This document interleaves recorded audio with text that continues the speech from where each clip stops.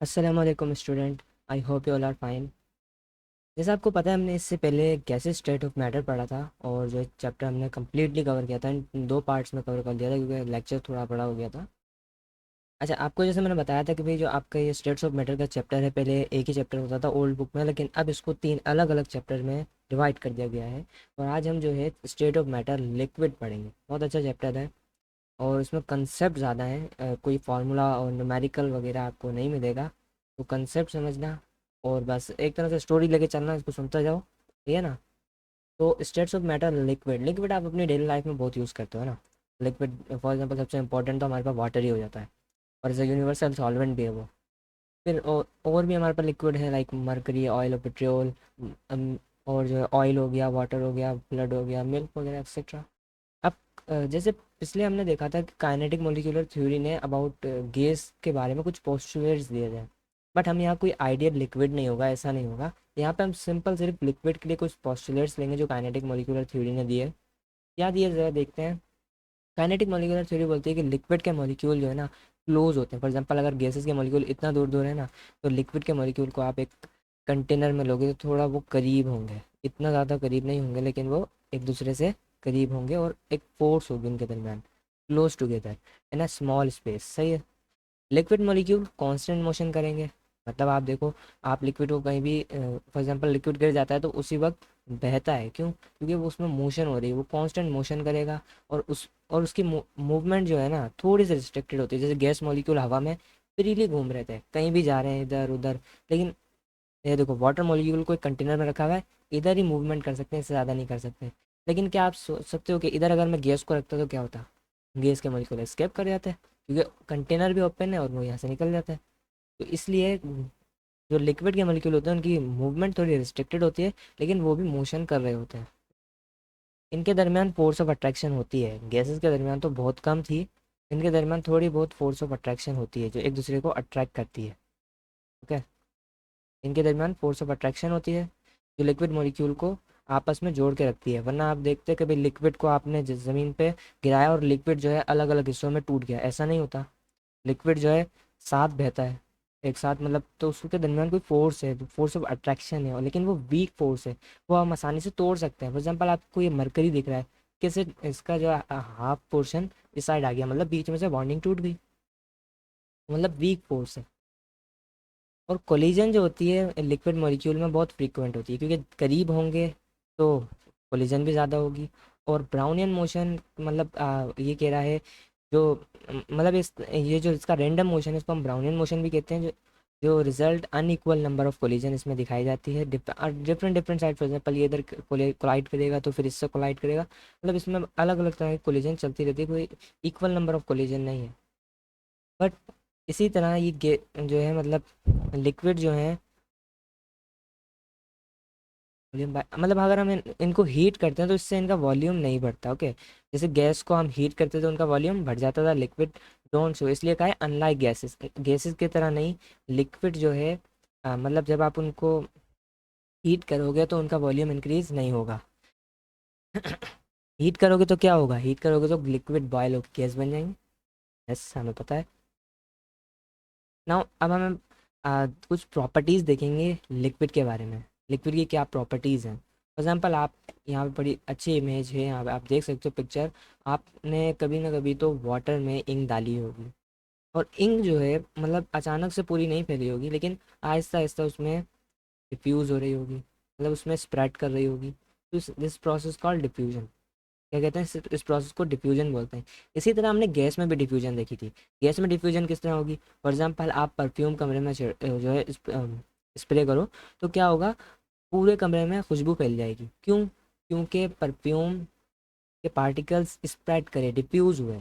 और हमने इफ्यूजन भी पढ़ी थी, ग्राम्स लॉ, ओ सॉरी, हमने जो है आगे एक लॉ पढ़ा था ग्राम्स लॉ के बाद, तो उसमें जो है हमने इफ्यूजन भी पढ़ी थी, ग्राम law of diffusion and effusion जैसा। ओके। आफ्टर डिफ्यूजन आपको ये पता होना चाहिए कि भाई डिफ्यूजन में दो लिक्विड हैं। ये देखो आपके सामने दो लिक्विड हैं जो डिफ्यूज़ करेंगे एक दूसरे पे। और ये प्रोसेस ऑफ डिफ्यूजन जो है ना लिक्विड में स्लोअर होता है।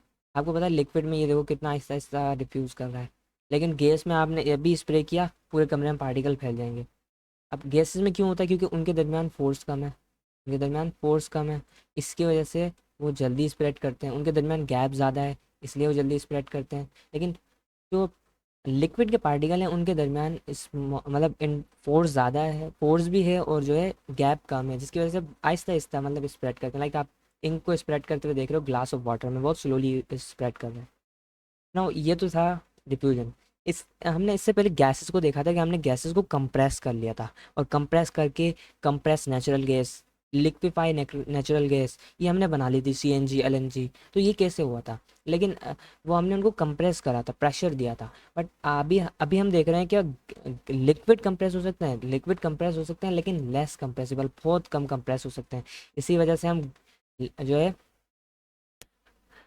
लिक्विड के मतलब ना कंप्रेस होने की वजह से हम बहुत सारे इसके यूज़ करते हैं। लाइक इसको जो है हाइड्रोलिक प्रेस में भी यूज़ किया जाता है। ओके, अब इसको हम देखें तो इसकी काइनेटिक मोलिकुलर थ्योरी जो लिक्विड के बारे में कहती है कि भाई रैंडम मोशन करता है, कांस्टेंट है, और स्मॉल इंटरमोलिकुलर स्पेस है। तो इसलिए जो है ना इस पर प्रेशर अप्लाई करते हैं ना, तो इसका वॉल्यूम चेंज नहीं होता, बहुत कम चेंज होता है। इसलिए कह रहा है अप्रिशिएबली डोंट चेंज। सही है। तो लिक्विड की कंप्रेशन के लिए हम ये देखो हाइड्रोलिक ब्रेक। हाइड्रोलिक ब्रेक क्या है? आपकी कार में जो ब्रेक लगा होता है ना, वो हाइड्रोलिक ब्रेक सिस्टम है, जिसमें जो आपकी कार्स में लगा हुआ होता है। जब आप उसको प्रेस करते हो तो वो आपके टायर्स पे जो है फोर्स लगाता है। तो ये हाइड्रोलिक प्रेस का जो मतलब आप ब्रेक का जो बारे में पढ़ोगे, ये आई थिंक आप ये फिजिक्स में पढ़ोगे, और इसके बारे में पूरा कंप्लीट डिटेल में कि वाटर के ज़रिए। इसी तरह हाइड्रोलिक प्रेस भी होता है, जिससे आप किसी भी चीज़ को कंप्रेस कर लेते हो, क्योंकि वाटर की कंप्रेशन नेgliजिबल होती है, बहुत कम होती है। इसी की वजह से वाटर जो है कंप्रेस नहीं होता, इसलिए इस पर प्रेशर आसानी से अप्लाई हो जाता है। नाउ एक्सपेंशन एंड कॉन्ट्रैक्शन, मतलब लिक्विड अगर हम एक्सपेंड करना चाहें तो कर सकते हैं। अगर लिक्विड को हम हीट मतलब जो दें, तो उससे क्या होगा, वो एक्सपेंड करेगा। Liquid expand on heating, however they don't show appreciable increase in their volume by heating like gas. लेकिन इस तरह नहीं होगा कि जैसे इनको हीट की और ये जो है गैस की तरह मतलब अपना वॉल्यूम जो है इंक्रीज करें बहुत ज़्यादा, इस तरह नहीं होगा। एक्सपेंशन किस तरह होगी? हाई काइनेटिक एनर्जी हो जाएगी मॉलिक्यूलर की, और जो है मतलब मॉलिक्यूल में सिपरेशन आ जाएगी, थोड़े गैप्स आ जाएंगे, सही ना। और कॉन्ट्रैक्शन किस तरह होगी? आप उसके अंदर टेम्परेचर कम कर दो, वो सॉलिड स्टेट में चले जाएगा, मतलब अपनी काइनेटिक एनर्जी लूज़ कर देगा, और पार्टिकल कम क्लोज आ जाएंगे इस तरह से। ओके, इस तरह से करीब आ जाएंगे एक दूसरे के। बट अगर हीट दोगे तो दूर दूर चले जाएंगे। अगर यहाँ पे इतने डिस्टेंस पे हैं लिक्विड के, तो हीट देने पे गैप बढ़ जाएगा, हीट कम करने मतलब टेम्परेचर कम करने पे वो करीब आ जाएंगे। नाउ मोलिकुलर मोशन, लिक्विड जो है रैंडमली मूव करते हैं। जिस तरह गैस करते थे इतना तो ज़्यादा नहीं करते, लेकिन फिर भी वो रैंडमली मूव करते हैं, जितनी डायरेक्शन उनको पॉसिबल होती है, मतलब जो डायरेक्शन उनको लगती है। फॉर एग्जाम्पल ये यहाँ मूव कर सकता है, यहाँ मूव करेगा, ये यहाँ मूव कर सकता है। लेकिन गैस से स्लोअर होता है, क्योंकि गैस जो है बहुत स्पीडली मतलब बहुत स्पीड में मूव करती है। अगर आपको पता है, अगर कहीं ब्लास्ट भी होता है तो वो ज़्यादातर मतलब उसमें गैस स्प्रेड करती है बहुत स्पीड से। इसी वजह से बहुत खतरनाक सा ब्लास्ट होता है। लाइक सिलेंडर्स जो आपने देखे हैं आजकल। तो काइनेटिक एनर्जी लिक्विड की देखें तो लिक्विड की काइनेटिक एनर्जी, लिक्विड के पार्टिकल जो है ना नियरर होते हैं, मतलब उनके दरमियान अट्रैक्टिव फोर्स है, तो कोलिजन भी उनके दरमियान होगी।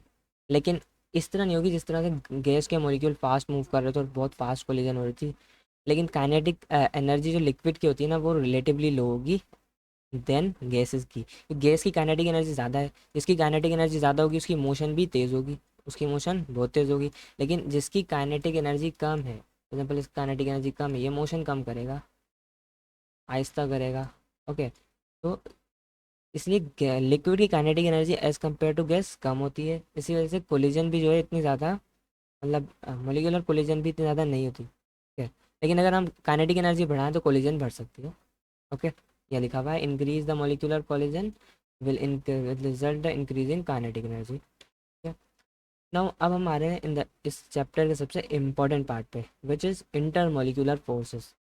बट इससे पहले हम थोड़ा सा कंसेप्ट समझेंगे इंट्रा एंड इंटर के दरमियान। और ये फोर्सेस का चैप्टर मतलब जो इसमें कंसेप्ट है ना सबसे इम्पॉर्टेंट है, क्योंकि ये जो है ना इसमें बहुत ज़्यादा कन्फ्यूजन आती है बच्चों को। ये पीछे जो थे ये इस प्रॉपर्टीज़ थी, सही है, कुछ काइनेटिक मॉलिक्यूलर थ्योरी की इंटरसेप्शन थी, वो आपने देखी। उसको जो है सिर्फ इस तरह से एक तरह से गेम की तरह समझो, डिफ्यूज़ कर सकती है, कम काइनेटिक एनर्जी है, और मतलब डिफ्यूज़ कम कर सकते हैं, कंप्रेसिबल कम है, और जो है इस तरह के फैक्ट जो मतलब जितने भी प्रॉपर्टीज़ थे वो हमने देखी। अब जो है ना इम्पोर्टेंट चैप्टर दैट्स मतलब टॉपिक है that's inter molecular forces. Inter के मायने क्या होते हैं? इंटर माने होते हैं बिटवीन, दरमियान में। तो इंटर मोलिकुलर मीन्स बिटवीन, दो मोलिक्यूल के दरमियान में जो फोर्स होगी ना वो इंटर मोलिकुलर फोर्स होगी। तो इसी के साथ हमने लिखा है इंट्रा। इंट्रा माने अंदर, इंट्रा, इंट्रा मोलिकुलर मतलब उस मोलिक्यूल के अंदर जो फोर्स है। फॉर एग्जांपल ये मैंने HCl बनाया है, क्या है? HCl मोलिक्यूल है। कौन सा? आपको लग रहा है दोनों, नहीं, ये अकेला HCl मोलिक्यूल है। ये एक और अलग HCl मोलिक्यूल है। इस HCl मोलिक्यूल में H के साथ Cl ने बॉन्डिंग कर रखी है। दो एलिमेंट्स हैं, ये दोनों क्या हैं? दोनों एलिमेंट्स हैं, इन्होंने आपस में बॉन्डिंग कर रखी है, that's a intra molecular force. और ये बॉन्डिंग कैसे हुई होगी? या तो कोवलेंट बॉन्ड होगा, या आयोनिक बॉन्ड होगा, ओके, या पोलर कोवलेंट होगा, ओके, इस तरह से कुछ बॉन्डिंग हुई होगी ना। तो इसने अंदर जो फोर्स ऑफ अट्रैक्शन लगी या आयनिक कोवलेंट, इसकी वजह से जो दो एलिमेंट्स के दरमियान लगी वो स्ट्रांग होगी, क्योंकि आयनिक बॉन्ड भी हमें पता है स्ट्रांग है, और कोवलेंट भी स्ट्रांग होता है। तो ये इंट्रा मोलिकुलर फोर्स है जो दो अंदर के एलिमेंट्स के, मोलिक्यूल के एलिमेंट्स के दरमियान लगी। इसी तरह इसके मोलिक्यूल के दरमियान भी फोर्स लगी, that's a intra molecular force. इस मॉलिक्यूल के पास हल्का सा नेगेटिव चार्ज आया क्योंकि इलेक्ट्रोनेगेटिविटी करते हैं।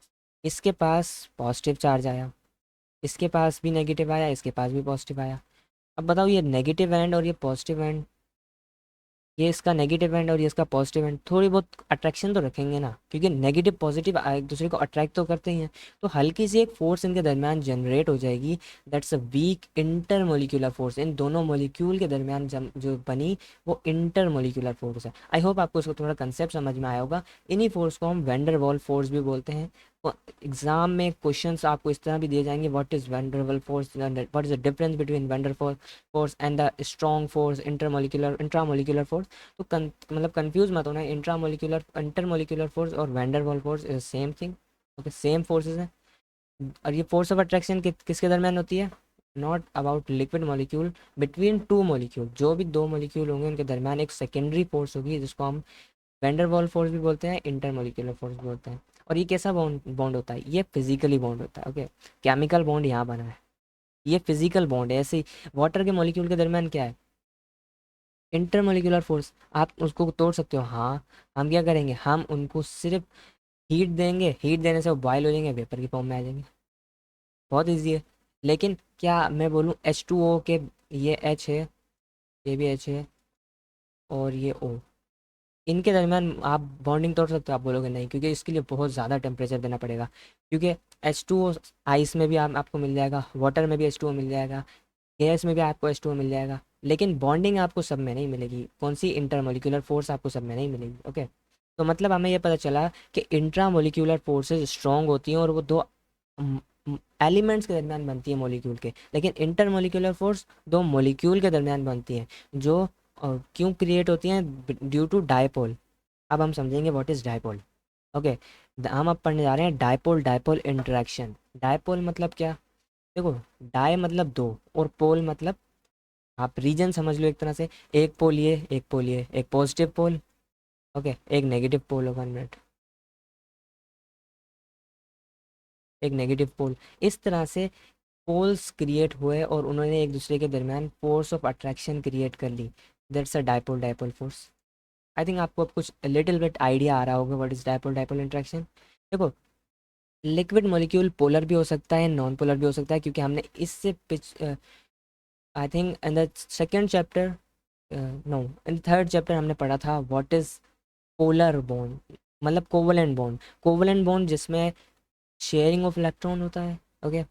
अगर इलेक्ट्रोनेगेटिविटी का डिफरेंस आ जाए तो एक मॉलिक्यूल बनता है, दैट्स अ पोलर मॉलिक्यूल। हमने पढ़ा था, जिसमें पार्शियल पॉजिटिव चार्ज भी आता है और पार्शियल नेगेटिव चार्ज भी आता है। अगर आपने वीडियो नहीं देखी है, इस गैसेस वाली भी नहीं देखी है, और जो है मतलब जो है चैप्टर नंबर 3 की भी नहीं देखी है, तो मैं इसकी लिंक डिस्क्रिप्शन में दे दूंगा, और ऊपर आपको यहाँ पे शो हो रही होगी वीडियो, तो उसको जाकर ज़रूर से देख लेना, वरना फोर्सेस का थोड़ा सा कंसेप्ट आपको मिसअंडरस्टैंड हो रहा होगा, ओके। देखो, पार्शियल पॉजिटिव मतलब क्या हो रहा है कि इस पर पूरा चार्ज नहीं आया नेगेटिव। अगर हम आयनिक बॉन्ड देखें तो अगर इसने एक इलेक्ट्रॉन पूरा ही लूज़ कर दिया, इस पर पॉजिटिव चार्ज आ गया, इसने पूरा ही एक लूज़ कर दिया, इस पर नेगेटिव चार्ज आ गया, और इन्होंने एक दूसरे को कैंसिल करके बॉन्डिंग कर ली। लेकिन ऐसा नहीं हो रहा है, यहाँ पे क्या हो रहा है, ये दोनों फॉर एग्जांपल ये दोनों पहले से ही आपस में बॉन्ड करे हुए थे, लेकिन ये स्ट्रॉन्ग है। एक तरह से इसको आप समझ सकते हो, ये स्ट्रॉन्ग है क्यों, क्योंकि इसके पास इलेक्ट्रोनेगेटिविटी का डिफरेंस ज़्यादा है इन दोनों में। तो ये थोड़ा सा स्ट्रॉन्ग है, तो इसने थोड़ा सा इलेक्ट्रॉन अपनी तरफ खींच लिया, बोला भाई ये इलेक्ट्रॉन ला मेरी तरफ दे। हाइड्रोजन कमज़ोर था, उसने इलेक्ट्रॉन थोड़ा सा उसकी तरफ सरका दिया, मतलब इससे दूर हो गया इलेक्ट्रॉन, तो इस पर हल्का सा पॉजिटिव चार्ज आ जाएगा क्योंकि इससे इलेक्ट्रॉन दूर चला गया।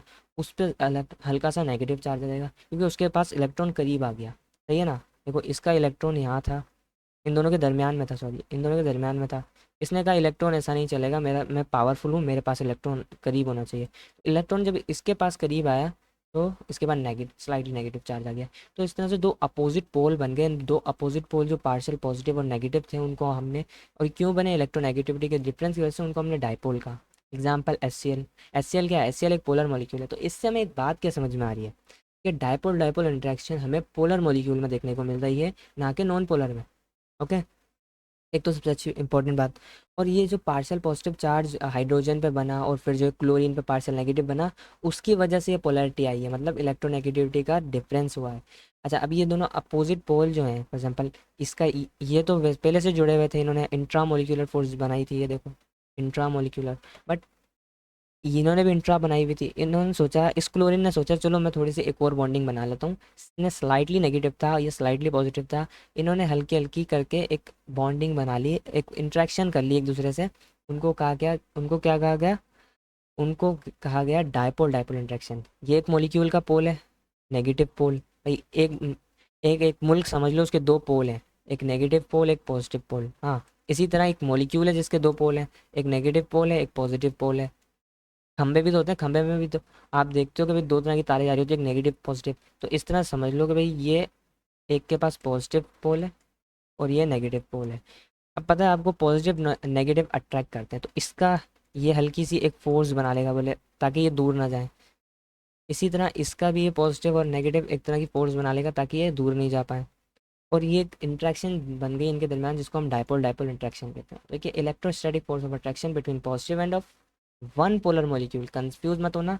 ये कभी भी inter inter dipole dipole interaction नहीं हो सकती, लेकिन ये जो इनके अंदर पोल बने हैं, ये जो पोल बने, इन पोल के दरमियान, इन मॉलिक्यूल के पोल के दरमियान जो फोर्स आ रही है ना, that's a dipole dipole force. Attraction between positive and negative end of polar molecule is called dipole dipole interaction.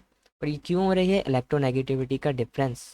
एक रफ कंपैरिजन हमने किया है about the 1% of normal covalent, बहुत वीक होती है ये। इसकी स्ट्रेंथ देखो आपको कितना बता रहा है कि अगर एक कोवलेंट बॉन्ड का 1% लेना तो उसके बराबर है, तो मतलब बहुत आसानी से टूट सकती है। इसी तरह आपको एक और एग्जांपल दिए, डायपोल डायपोल इंटरेक्शन लाइक, या हाइड्रोजन क्लोराइड। ठीक है, सॉरी हाइड्रोजन क्लोराइड नहीं, आयोडीन एंड क्लोरीन क्यों क्या। तो फिर जो है मतलब यहाँ पे इसका वो partial positive and partial negative, इनके इधर ये क्या है, इनके दरमियान पहले एक ये मॉलिक्यूल बना, partial positive and partial negative, इनके दरमियान मतलब इलेक्ट्रोनेगेटिविटी का डिफरेंस हुआ, और फिर इनके दरमियान भी हुआ, और इनके दरमियान एक फोर्स बन गई, that's a dipole dipole force. But आपके पास एक क्वेश्चन होगा कि भाई ये तो सिर्फ पोलर मॉलिक्यूल के लिए है, तो क्या नॉन पोलर मॉलिक्यूल सिंगल रहते हैं, इस तरह नहीं। तो इससे पहले हम ज़रा थोड़ा हाइड्रोजन बॉन्ड को समझ लें, उसके बाद हम आते हैं ऑन लंडन डिस्पर्जन फोर्स, मतलब नॉन पोलर मॉलिक्यूल भी आपस में बॉन्डिंग बना के रहते हैं, किस तरह से वो देखेंगे। क्योंकि फॉर एग्जांपल H2O अगर सिंगल फॉर्म में पाया जाता है तो हमें वाटर तो मिलता ही नहीं। यस, क्योंकि वाटर मॉलिक्यूल तो वेपर की फॉर्म में होता है, उनके दरमियान फोर्स बनी तो वाटर बना ना, वाटर के दरमियान फोर्स होती है। नो H2O, HF NH3, इन सब में क्या होती है, हाइड्रोजन बॉन्ड होती है। लेकिन ऐसा नहीं हो सकता कि सब में हाइड्रोजन बॉन्ड हो, जैसे लाइक CH4, क्या इसमें हाइड्रोजन बॉन्ड होगी, नहीं। हाइड्रोजन बॉन्डिंग क्यों नहीं हो रही, अभी देखते हैं। देखो हाइड्रोजन बॉन्डिंग होती है टू इलेक्ट्रोनेगेटिविटी, जिसके पास इलेक्ट्रोनेगेटिविटी, मतलब जो हाइड्रोजन बॉन्ड जो है उनका, उनके दरमियान इलेक्ट्रोनेगेटिविटी का डिफरेंस हो, या इसके दरमियान इलेक्ट्रोनेगेटिविटी नेगेटिविटी का डिफरेंस है। लाइक आप देखो चार हाइड्रोजन ने इन्होंने बैलेंस कर लिया सर, कहाँ से लग रहा है कि डिफरेंस आया होगा, कहीं से डिफरेंस लग रहा है नहीं। तो इसी वजह से ये कभी भी इसलिए कभी भी एच वाले को देख के मत बोलना कि हाइड्रोजन बॉन्डिंग बनाएगा, और ये तो ऑर्गेनिक है भाई। ओके ना, देखो H2O ये सब हाइड्रोजन एटम है, इन सब में, और ये बॉन्ड करते हैं, electronegative negative smaller size atom है। और ये किससे बॉन्ड करते हैं, ये हाई पोलर मॉलिक्यूल से करते हैं, ताकि इलेक्ट्रोनेगेटिविटी का डिफरेंस आए। लाइक जो नेगेटिव चार्ज बेयर करते हैं, ये पॉजिटिव चार्ज बेयर कर रहे थे। कौन है इनको हम आप इनको इस तरह भी याद कर सकते हो, फ़ोन के नाम से, FON, फ़ोन। अगर आप इनको इस तरह याद करते हो, ये भी आपके लिए सही है। तो सबसे ज़्यादा इलेक्ट्रोनेगेटिविटी आप पता है फ्लोरीन की है। ओके, नाइट्रोजन, ऑक्सीजन, फ्लोरीन इनके साथ करते हैं। और ये मॉलिक्यूल जो है अट्रैक्ट करते हैं और एक स्पेशल टाइप की फोर्स बनाते हैं, that's a dipole dipole interaction. और ये डायपोल डायपोल इंट्रैक्शन अगर हाइड्रोजन के दरमियान बन रही है, किसी भी मॉलिक्यूल हो, हाइड्रोजन अगर ऑक्सीजन के साथ बना रहा है, हाइड्रोजन अगर फ्लोरीन के साथ बना रहा है, हाइड्रोजन अगर नाइट्रोजन के साथ बना रहा है, हाइड्रोजन इन तीनों के साथ अगर बॉन्डिंग बनाता है, तो वो डायपोल डायपोल फोर्स है या नहीं? हाँ, डायपोल डायपोल फोर्स तो है, लेकिन इसको एक और नाम भी दिया जाता है, दैट्स अ हाइड्रोजन बॉन्डिंग। इसलिए आपने सुना है वाटर में हाइड्रोजन बॉन्ड होता है, लेकिन मैं कहूँ वाटर में डायपोल डायपोल बॉन्ड भी होता है, तो वो भी मैं सही बोल रहा हूँ, क्योंकि डायपोल डायपोल बॉन्ड ही हाइड्रोजन बॉन्ड है। लेकिन सारे हाइड्रोजन बॉन्ड जो है, मतलब आप इस तरह नहीं कह सकते कि वो डायपोल डायपोल फोर्स है। सही है ना, डायपोल डायपोल इंट्रैक्शन है, इस तरह नहीं हो सकता। अब ये अट्रैक्शन किसके दरमियान हो रही है? पार्शियल पॉजिटिव चार्ज हाइड्रोजन के दरमियान। तो आपको ये पता होना चाहिए कि भाई पार्शियल पॉजिटिव चार्ज हाइड्रोजन है जो एक अट्रैक्शन बना रहा है, किसके साथ? देखो कार्बन की तो इलेक्ट्रोनेगेटिविटी भी नहीं थी, देखो ना, कार्बन और हाइड्रोजन का इलेक्ट्रोनेगेटिविटी का डिफरेंस ही नहीं था कोई, तो इसलिए उनके दरमियान पोलैरिटी नहीं आई। इनके दरमियान पोलैरिटी आ रही है, इन पर चार्ज आ रहा है, सिग्मा नेगेटिव, स्लाइटली पॉजिटिव, सही है। तो हल्का सा चार्ज आ रहा है, जिसकी वजह से क्या हो रही है, अट्रैक्शन बन रही है। तो अट्रैक्शन बनने के लिए क्या होना चाहिए, हाइड्रोजन बॉन्ड का पॉजिटिव पार्शियल चार्ज होना चाहिए, और दूसरा जो उससे बॉन्ड बनाएगा उसका भी मतलब नेगेटिव पार्शियल चार्ज होना चाहिए, जिसकी वजह से हाई इलेक्ट्रोनेगेटिविटी एटम, इलेक्ट्रोनेगेटिविटी का डिफरेंस होगा, जिसकी वजह से हाइड्रोजन बॉन्डिंग क्रिएट होगी। अच्छा, हाइड्रोजन बॉन्डिंग का अब आप बोलोगे हम कैसे पहचानें? फॉर एग्जांपल इनके दरमियान भी हाइड्रोजन बॉन्डिंग है, इनके दरमियान भी हाइड्रोजन बॉन्डिंग है, तो हम इसको डॉट से शो करते हैं। जितनी भी डायपोल डायपोल फोर्स, ये जितनी भी वीक फोर्सेस दिखेंगे आपको डॉट से शो करते हुए दिखेंगी, और जो स्ट्रेट लाइन में देखेंगी जैसे ये इनके दरमियान इंट्रा मोलिकुलर स्ट्रॉन्ग फोर्सेस हैं। तो आपको एक सबसे बड़ा डिफरेंस ये मिला कि भाई अगर मुझे कोई इमेज दे दें, कोई पिक्चर दे दें, तो मैं इस तरह पहचान सकता हूँ। अब सबसे स्ट्रॉन्गेस्ट फोर्स जो है, अगर मैं बात करूँ, मैं इंट्रा को छोड़ देता हूँ, इंट्रा मोलिकुलर फोर्स को छोड़ देता हूँ, अगर मैं सारी इंटर मोलिकुलर फोर्स में पूछूं इन सब में से कौन स्ट्रॉन्ग है, तो बोलोगे हाइड्रोजन बॉन्ड, क्योंकि ये सबसे स्ट्रॉन्गेस्ट है। इसके बाद कोई और स्ट्रॉन्गेस्ट फोर्स नहीं है। ओके, सारी फिर वीक है, and how ever much weaker then ordinary covalent bond. लेकिन कोवलेंट बॉन्ड से क्या है, वीकर है, क्योंकि इंट्रा से तो वीकर ही होगा, इंटर मोलिकुलर फोर्स है। लेकिन हाइड्रोजन बॉन्ड की स्ट्रेंथ जो है ना 5 से 10% है। अभी जो डायपोल डायपोल पड़ी थी उसमें सारी फोर्सेस थी, इसकी वजह से 1% ऑफ कोवलेंट बॉन्ड था, लेकिन ये सिर्फ स्पेसिफिक हाइड्रोजन बॉन्ड पड़ रहे हैं, तो 5 से 10% ऑफ कोवलेंट बॉन्ड रखता है। तो फोर्स ऑफ अट्रैक्शन मजबूत है, इसलिए तो 100 सेल्सियस पे बॉयल होता है वाटर। अब इसी तरह ये तो आपके पास क्वेश्चन होगा कि सिर्फ वाटर में हाइड्रोजन बॉन्डिंग होती है, नहीं, फ्लोरीन और हाइड्रोजन मतलब हाइड्रोजन फ्लोराइड, अगर ये बॉन्डिंग करते हैं तो इनमें भी होती है। लेकिन मैं पूछूं, जिसकी जितनी ज़्यादा नेगेटिविटी होगी उतना ज़्यादा वो क्या होगा, स्ट्रांग होगा। तो फ्लोरीन के जो सबसे ज़्यादा, तो मतलब आपको कहना चाहिए भाई फ्लोरीन जो है क्या है, सबसे ज़्यादा मतलब स्ट्रांग है हाइड्रोजन बॉन्डिंग में। लेकिन ऐसा नहीं है, क्यों? क्योंकि हाई फ्लोरीन सिर्फ सिंगल फोर्स ऑफ अट्रैक्शन कर रहा है। यहाँ पे जो है ना वाटर, देखो यहाँ से भी करेगा एक और ऑक्सीजन मॉलिक्यूल के साथ, यहाँ से भी। ओके, तो ये इतनी ज़्यादा मतलब फोर्स ऑफ अट्रैक्शंस हो जाती हैं इसके साथ, जिसकी वजह से ये स्ट्रॉन्ग बॉन्ड हो जाती है, स्ट्रेंथ इसकी ज़्यादा हो जाती है। ओके, नो हाइड्रोजन बॉन्डिंग की एप्लीकेशन क्या है? बहुत सारी एप्लीकेशंस हैं। ओके, बट वाटर को हम सबसे इम्पोर्टेंट तो ड्रिंकिंग के लिए यूज़ करते हैं, और एज ए टेम्परेचर को भी मेंटेन करता है, एंड जो है मतलब स्टेट ऑर्डिनरी टेम्परेचर रहते हैं gas due to hydrogen bonding, मतलब टेम्परेचर भी मेंटेन करता है। और हमें बहुत सारी हाइड्रोजन बॉन्डिंग गैसेस भी मिल जाती है रूम टेम्परेचर पे। लाइक आपके जो बायोमोलिक्यूल हैं, जो हमने पढ़ा था चैप्टर नंबर 1, बायोमोलिक्यूल है, लाइक प्रोटीन, डीएनए, आरएनए, सब किससे बने हैं? आपका सेल किससे बना है? 100%, नो सॉरी, 90% जो है वाटर से बना हुआ है। मतलब ये सब चीज़ें, इन सब में हाइड्रोजन बॉन्डिंग का बहुत रोल है। फॉर एग्जांपल क्लीनिंग के लिए भी आप जो है मतलब यूज़ करते हो वो सोप डिटर्जेंट, तो उस वो भी सब हाइड्रोजन बॉन्ड फॉर्मेशन पे है, सही है ना।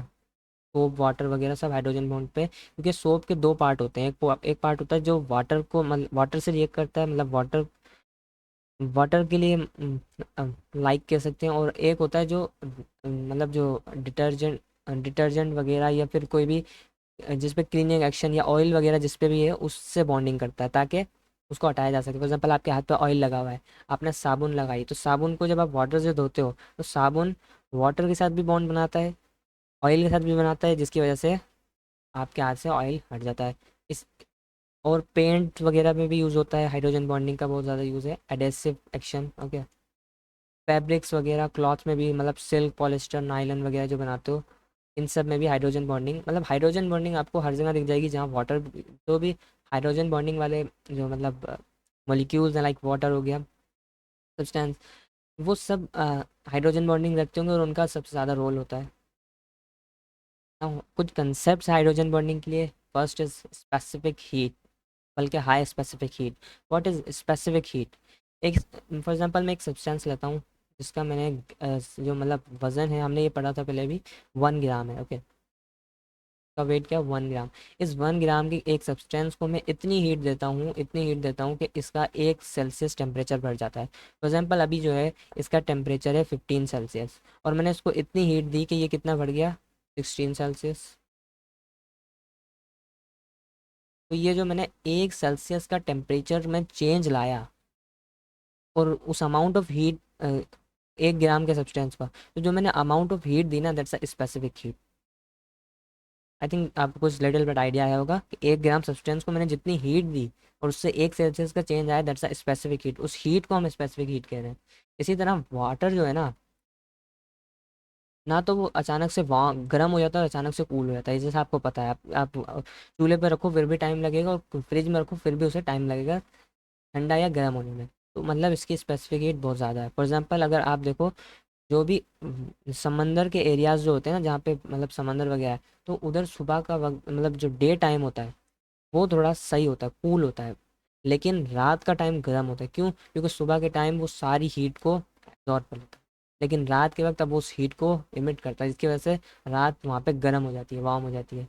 तो स्पेसिफिक हीट इसकी ज़्यादा होती है, जिसकी वजह से वेदर पे भी इफेक्ट पड़ता है। ओके, इंपॉर्टेंट रोल है, मतलब जब ये डे टाइम में हीट को स्टोर करेगा, और जो मतलब सनशाइन जब रात होगी तो फिर जो है कोस्टल एरियाज जो है क्या हो जाएंगे, वहाँ मतलब वो गर्म हो जाएंगे। लेकिन डेजर्ट के एरियाज जहाँ पे वाटर होता ही नहीं है, तो डे टाइम तो भले गर्म है, लेकिन रात का टाइम कूल होता है थोड़ा सा डे से, मतलब ज़्यादा कूल नहीं कहेंगे लेकिन थोड़ा कूल। ओके, लेकिन वाटर की स्पेसिफिक हीट बहुत ज़्यादा हाई स्पेसिफिक हीट होती है, और वो होती है 4.18 जूल। ओके, जो 1 कैलोरीज के बराबर होता है। कितने के बराबर होता है? 1 कैलोरीज के। ये वाटर की स्पेसिफिक हीट है। Okay, high boiling point of water, water जो है उसका बॉइलिंग पॉइंट ज़्यादा है, लाइक 100 सेल्सियस, आपको पता है क्यों? क्योंकि पोलर हाइड्रोजन बॉन्ड है, कंसिस्ट ऑफ।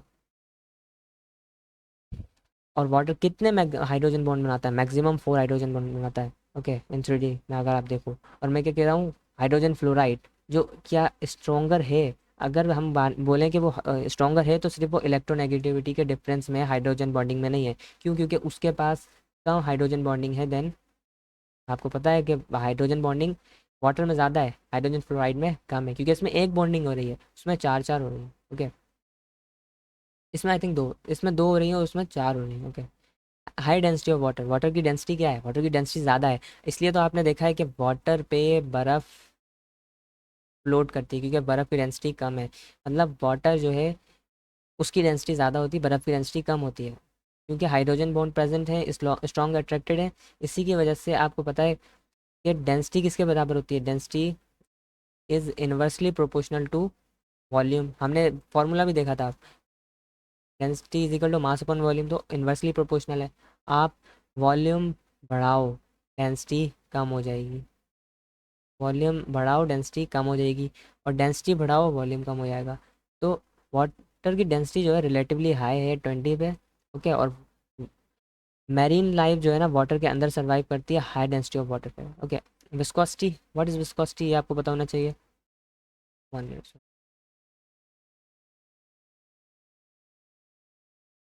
फॉर एग्जाम्पल मैं आपको बोलूँ, मैंने एक मग, मतलब एक कप, एक कटोरी में जो है हनी ले लिया और एक में वाटर, मैं दोनों को एक साथ जो है गिराता हूँ ज़मीन पे। कौन सबसे पहले ज़मीन पे गिरेगा? आप बोलोगे ऑब्वियस सी बात है, वाटर गिर जाएगा।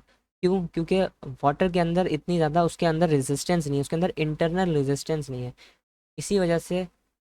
लेकिन हनी में ज़्यादा है।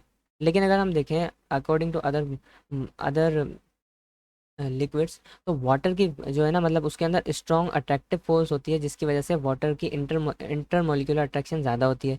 इसी वजह से उसमें मल्टीपल हाइड्रोजन बॉन्ड होती है 3D स्पेस में, इसलिए उसकी विस्कोसिटी क्या होती है, ज़्यादा। आप बोलोगे हमने तो उसको जैसे गिराया वो अचानक से गिर गया, लेकिन आपने देखा है वाटर मॉलिक्यूल, अगर गिलास में आप पानी पी लेते हो तो उसके बाद भी देखते हो कि वाटर के जो मतलब ड्रॉप्स होते हैं वो गिलास पे चिपके हुए होते हैं। क्यों? क्योंकि उसमें विस्कोसिटी ज़्यादा है, बॉन्डिंग बहुत अच्छी कर रहा है, जिसकी वजह से विस्कोसिटी ज़्यादा हो जाती है उसकी। सरफेस टेंशन, वाटर की सरफेस टेंशन भी ज़्यादा है। अगर आप सर्च करते हो गूगल पे तो आप देखोगे वाटर की सरफेस टेंशन इतनी ज़्यादा है कि उस पे मच्छर चल सकते हैं। इसलिए तो आपने सुना है कि भाई जो बारिशों के बाद जो है मच्छर ज़्यादा आते हैं। और क्यों? क्योंकि वो जो है इस पे वॉक कर सकते हैं और इस पे वो अपने एग्स लाए करते हैं, मतलब अपने अंडे देते हैं ताकि उनकी न्यू प्रोजेनी बन सके। मतलब वाटर की सरफेस टेंशन भी ज़्यादा है और स्ट्रॉन्ग कोहेसिव फोर्स भी है। What is cohesive force? देखो, ये एक वाटर मॉलिक्यूल है, ये दूसरा वाटर मॉलिक्यूल है, इन दोनों ने एक दूसरे से फोर्स ऑफ अट्रैक्शन जो बनाई, that's a cohesive force. But अगर इसने इस वॉल के साथ फोर्स बनाई, ये एडेसिव फोर्स है। ठीक है, हमने ये पढ़ा था, ये सारे कंसेप्ट पढ़े हुए हैं। ओके, स्ट्रॉन्ग कोहेसिव फोर्स है इसमें, मतलब ये आपस में इतने ज़्यादा स्ट्रॉन्ग है कि इसके ऊपर कोई मच्छर या हल्की सी कोई चीज़ आके इस पर चल भी सकता है। तो कॉन्सेप्चुअली ये सब किसी वजह से हो रहा है, हाइड्रोजन बॉन्ड की वजह से हो रहा है। एनामोलस बिहेवियर, एनामोलस थोड़ा आपको एक अजीब सा बिहेवियर जो वाटर में देखने को मिलता है। क्या होता है कि वाटर, आप देखो तकरीबन आप जितने भी सॉलिड्स का को कूल करो वो ज़्यादा डेंस हो जाते हैं, भारी हो जाते हैं, और उनकी डेंसिटी जो होती है ज़्यादा हो जाती है। लेकिन वाटर एक वाहिद सब्सटेंस है, जिसको आप कूल करो इसकी डेंसिटी कम हो जाती है। देखो इसके पार्टिकल वाटर के अभी ज़्यादा हैं, इसको मैंने कूल किया, मैंने इसको फ्रीज़ किया, मैंने 4 सेल्सियस का टेम्परेचर तक पहुंचाया इसे, तो क्या हो, ये इस तरह से अरेंज होगा। देखो यहाँ पे पार्टिकल ज़्यादा है, यहाँ पे ज़्यादा है, ऑब्वियस सी बात है यहाँ पे ज़्यादा है। तो मतलब क्या हुआ, हमने जब इसे कूल किया तो उसके पार्टिकल एक पैटर्न में अरेंज हो गए और डेंसिटी क्या हो गई, कम हो गई। मतलब वॉल्यूम बढ़ गया, क्योंकि density is inversely proportional to volume. ये रिलेशन कभी मत भूलना, क्योंकि ये आपको एग्जाम में पूछेगा और इसमें कंफ्यूज करेगा। तो डेंसिटी क्या है, इन्वर्सली प्रोपोर्शनल टू वॉल्यूम है, जिसकी वजह से क्या होगा कि डेंसिटी कम होगी तो मतलब वाटर का क्या हो जाएगा, वॉल्यूम बढ़ जाएगा। और अगर डेंसिटी कम हुई है तो वाटर की डेंसिटी तो ज़्यादा है। तो अगर मैं कहूँ ये वाटर है और इसकी डेंसिटी ज़्यादा है, इसके ऊपर मैं आइस रखता हूँ, तो जो कम डेंसिटी वाला होता है, हमें पता है कि वाटर के ऊपर क्या करता है, फ्लोट करता है, तो इसलिए आइस वाटर के ऊपर फ्लोट करती है, वाटर के अंदर नहीं जाती। ओके। अच्छा, ये एक बहुत अहम फिनोमिना है जो हमारे मतलब जो एक तरह से अल्लाह ताला की नेमत है। क्यों? क्योंकि अगर वाटर के अंदर आइस जमती, अगर अंदर पहले आइस जमती, तो क्या होता, जितने भी पोलर रीजन्स होते वहाँ पे जितनी भी मतलब जो समंदर में रहने वाली लाइफ्स हैं वो सब मर जाती, क्योंकि पहले पानी अंदर से जमना शुरू होता फिर ऊपर। लेकिन क्या होता है, जो भी पोलर रीजन्स होते हैं वहाँ पे पहले वाटर के ऊपर इस तरह से आइस जम जाती है, और उसके बाद एक इंसुलेटिंग लेयर बना लेती है, जिसकी वजह से अंदर का वाटर वार्म रहता है और अंदर की स्पीशीज जिंदा रहती हैं कोल्ड एनवायरनमेंट में भी। ओके। तो एक बहुत मतलब अहम चीज़ है जिसमें वाटर जो है एक अजीब सा बिहेवियर शो करता है, और ये बहुत इंपॉर्टेंट भी है हमारी लाइफ में। ओके। एनामोलस बिहेवियर देखो आप, 0 सेल्सियस यहाँ हो रहा है, यहाँ पे टेम्परेचर कूल है, और यहाँ पे फिशेज बिल्कुल सेफ हैं हाइड्रोजन बॉन्डिंग की वजह से। ठीक है। अभी क्यों हो रहा है? क्योंकि ये हेक्सागोनल पैटर्न में अरेंज हो रहा है, उसके दरमियान एम्प्टी स्पेस क्रिएट हो रही है और वॉल्यूम उसका बढ़ रहा है और डेंसिटी उसकी कम हो रही है। Low density high volume, volume expand देखो अप टू 10%, इसकी वजह से वाटर के ऊपर आइस फ्लोट करती है। नाउ हाइड्रोजन बॉन्ड कंप्लीट होने के बाद मैंने जैसा बोला था, लंदन डिस्पर्जन फोर्स, हमने अभी तक जो पढ़ा सब पोलर मॉलिक्यूल के दरमियान फोर्स थी। अब देखते हैं what is the force between non polar force, non polar molecule. Like non polar molecule भी तो होंगे जिन पे कोई चार्ज ही नहीं है। आप बोलोगे अगर इनके दरमियान चार्ज नहीं है तो इनके दरमियान फोर्स कैसे आई, क्या इन्हें रस्सियों से बांध दिया? नहीं, इस तरह नहीं होगा। देखो फॉर एग्जांपल ये इसको हम इस तरह समझना, फॉर एग्जांपल अगर क्लास में एक पंक्चुअल स्टूडेंट है, अच्छा बच्चा है, अगर उसे कोई अच्छा फ्रेंड नहीं मिलता, ठीक है ना, ऐसा जिसने जो मतलब शरारती है और जो है गेम्स खेलता है, तो ये कुछ दिन बाद ऐसा होगा कि इसको भी उस चीज़ की आदत डलवा देगा, क्योंकि इसकी इतनी ज़्यादा स्टडी में कंसिस्टेंसी नहीं है जितनी इसकी गेम में है, जिसकी वजह से ये दूसरे को भी क्या कर देगा, वायरल इन्फेक्शन लगा देगा एक तरह से, है ना। तो इसी तरह नॉन पोलर में भी होता है। फॉर एग्जाम्पल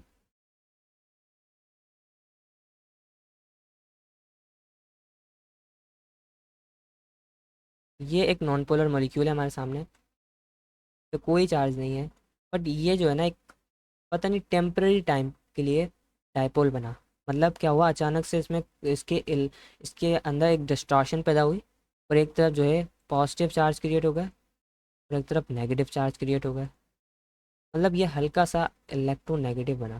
क्यों बना? क्योंकि ये एक दूसरे के करीब आए, जिसकी वजह से इसके इलेक्ट्रॉन ने इसके प्रोटॉन खींचने की कोशिश की, और इसके इलेक्ट्रॉन जो है क्या हो गए, दूर हो गए। तो नेगेटिव चार्ज इधर चला गया और पॉजिटिव चार्ज इधर आ गया। मतलब ये कुछ एक इंस्टेंट इंस्टेंट कहते हैं बिल्कुल, एक तरह से हम टाइम को बिल्कुल कम कह रहे हैं, एक तरह से एक सेकंड भी टाइम नहीं हुआ उससे पहले के लिए ये जो है मतलब क्या बना, डायपोल हुआ, और उसने इसको भी पोलर कर दिया, मतलब इसको भी इंड्यूस कर दिया। इसमें भी चार्ज इंडक्शन आपने पढ़ा था 10 में, कि क्या होता है कि हम जो है एक चीज़ पे पहले चार्ज लेके आते हैं और उसको दूसरी चीज़ के पास लेके जाते हैं, तो उस पर भी चार्ज क्रिएट हो जाता है। तो इसी तरह ये एक इंस्टेंट टाइम के लिए डायपोल बना, इसमें दो पोल बने, और इसके पोल ने इसके पोल को डिस्टर्ब कर दिया, इसको डिस्टर्ब कर दिया, जिसकी वजह से चार्ज में क्या हुई, मतलब जो है चार्ज में इलेक्ट्रॉन डेंसिटी क्या हुई, चेंज हुई, जिसकी वजह से एक तरह से फोर्स क्रिएट हो गई इन दोनों में।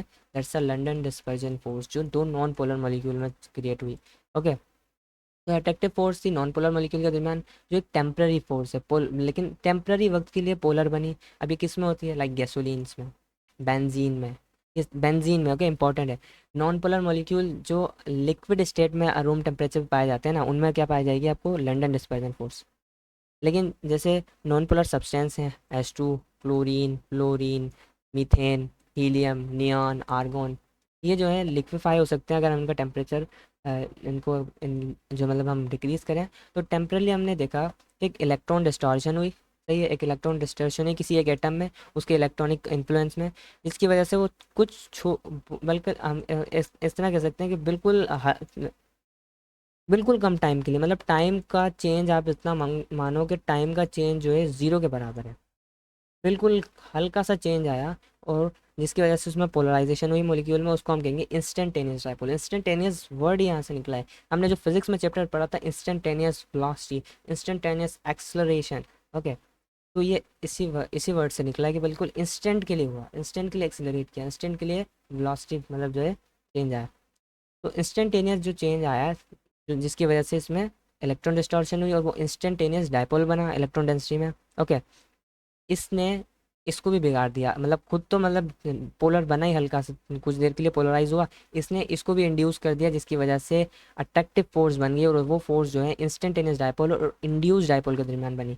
तो अगर पूछे लंडन डिस्पर्जन फोर्स किसके दरमियान बनती है, तो ये आंसर नहीं है कि between two non polar molecule, between instantaneous dipole और इंड्यूस डायपोल, क्योंकि ना तो ये डायपोल प्रॉपरली है, लेकिन इनके जो चेंज आने की वजह से इनमें डायपोल फोर्स क्रिएट हो गई, that's a London dispersion force. Okay, और ये शॉर्ट लिव्ड फोर्स है। तो फिर आप बोलोगे फिर मॉलिक्यूल तो स्टेबल ही नहीं होते होंगे, मतलब जो मॉलिक्यूल हैं वो एक एक स्टेट में रहते ही नहीं होंगे।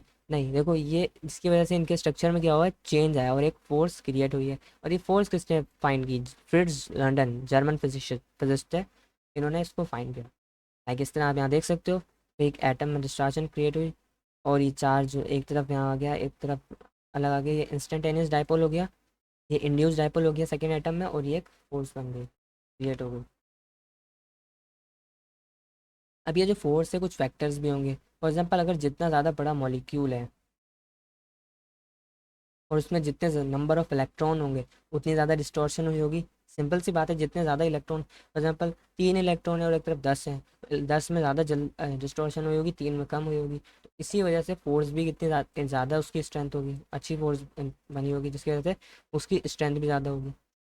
मॉलिक्यूल अगर जितना बड़ा एटम होगा, फॉर एग्जांपल अगर जितना बड़ा नॉन पोलर एटम होगा, वो उतना ही ज़्यादा नंबर ऑफ़ इलेक्ट्रॉन उसमें मतलब ज़्यादा होगा, और उसमें उतनी ज़्यादा इलेक्ट्रॉन डिस्टॉर्शन हुई होगी, जिसकी वजह से लंदन डिस्पर्जन फोर्स की स्ट्रेंथ ज़्यादा होगी, इनहेंस हो जाएगी।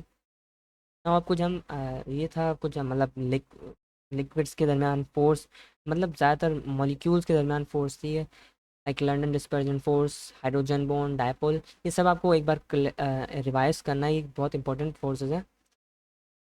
अब हम पढ़ रहे हैं फिजिकल प्रॉपर्टीज़। अभी हमने जो पढ़ी थी कुछ प्रॉपर्टीज़, अब हम उनमें से कुछ प्रॉपर्टीज़ को हम जो है अच्छी तरह डिस्कस करेंगे डिटेल। तो फिजिकल प्रॉपर्टीज़ हम पढ़ने जा रहे हैं, एंड सबसे पहले हम पढ़ेंगे एवोपरेशन। व्हाट इज़ एवोपरेशन, क्या होता है? तो अभी हम देखेंगे कि depending on the nature and attractive force of molecule liquid essential. तो एवापोरेशन क्या है? आप फॉर एग्जांपल अब एवापोरेशन का कोई एक चीज़ तो आपको ये पता होनी चाहिए, एवापोरेशन कोई एक स्पेसिफिक टेम्परेचर पे होने वाला प्रोसेस नहीं है, किसी भी टेम्परेचर पे हो सकता है। पेट्रोल अपने अलग टेम्परेचर पे एक अलग टेम्परेचर पे एवापोरेट कर जाएगा। आप उसके बोतल को खोलो, थोड़ी देर बाद आपको पेट्रोल की जगह हवा मिलेगी, उसके अंदर कुछ नहीं मिलेगा ना। तो इसी तरह वाटर वाटर को अब ये इसको हम जो है मतलब किसी भी टेम्परेचर पे हो सकता है। फॉर एग्जांपल आप जो है इसको अ, छत पे रख के आ जाओ, तो छत पे भी एवापोरेशन होती है। मतलब छत पे किस तरह से हो रही है, क्योंकि सोलर से हीट आ रही है, मतलब सन से हीट आ रही है, जिसकी वजह से वो एवापोरेशन होगी। मतलब इसमें हो क्या रहा है प्रोसेस, देखो ये मॉलिक्यूल्स हैं, ये मॉलिक्यूल्स जो हैं इनको इतनी एनर्जी चाहिए, इतनी काइनेटिक एनर्जी चाहिए कि ये इससे लीव कर जाए। सही है, मतलब ये बिल्कुल ऊपर हैं, क्योंकि इनके पास सबसे ज़्यादा काइनेटिक एनर्जी होगी नीचे वाले के मुकाबले में, इसी वजह से ऊपर वाली जगह पे है। अब ये मॉलिक्यूल चाह रहे हैं कि ये लीव कर जाए, लेकिन लीव करने के लिए इनको थोड़ा सा एनर्जी चाहिए। ओके, एवरीथिंग, अगर कोई भी मोशन हो रही है तो उसके लिए कुछ एनर्जी तो लगेगी ताकि वर्क हो।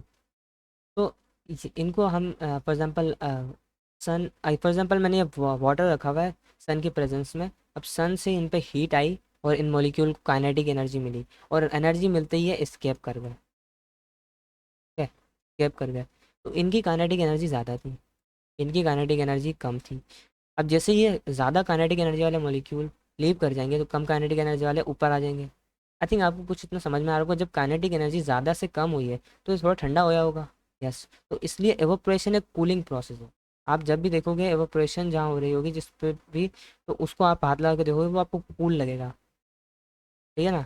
अगर आप किसी भी लेकिन अगर आप चूल्हे पे किसी लिक्विड को गर्म कर रहे होगे, फिर उसको हाथ लगाओ, पता चल जाएगा। तो एवोपरेशन एक अलग प्रोसेस है। फॉर एग्जांपल ये हमारी बॉडी में भी होता है।